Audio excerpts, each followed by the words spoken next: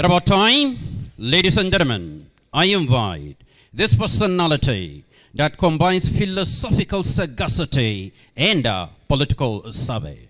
He is the executive governor of Niger State, calling of honor, Alhaji Abubakar Sani Bello for his own submission. Let's give him please a round of applause. Your Excellency, we are proud of you, sir.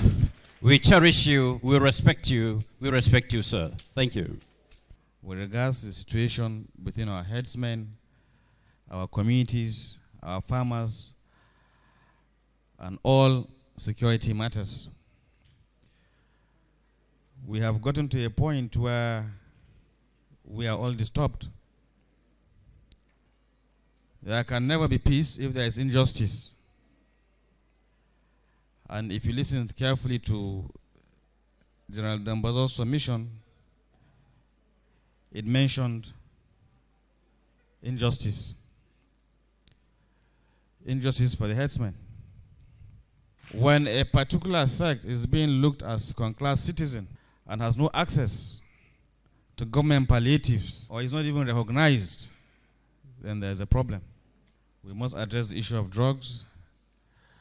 We must address the issue of arms proliferation. We must recognize the headsmen because they contribute to our GDP. As a governor, every year we have floods. When there are floods, we provide palliatives to farmers that have lost their farms or their crops. When a young Fulani boy loses his cattle to cattle rustlers, no one even knows. No palliative. So, he does not feel that there's government. He does not know what government is.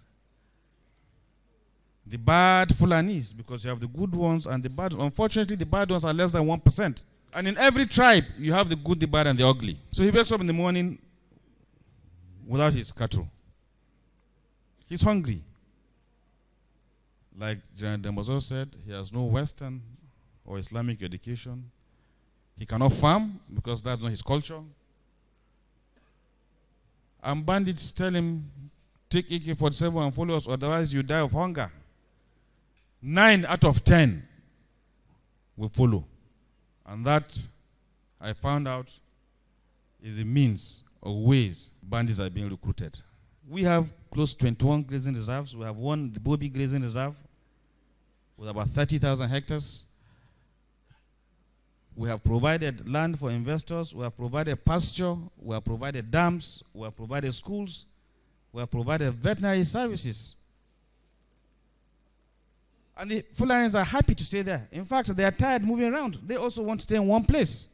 The Fulbe pastoralist today is in dilemma. While in the past, he relied on his wealth of cattle, today most of the cattle have disappeared, either because of cattle rustling, conflicts, or the consequences of climate change that brought about desertification and drought.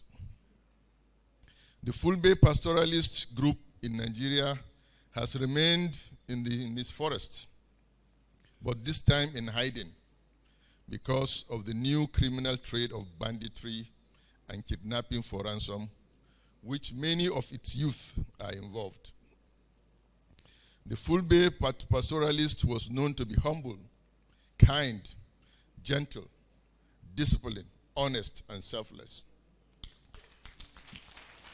But today, he is perceived as a bandit, a murderer, rapist, cattle rustler, and kidnapper. So what happened?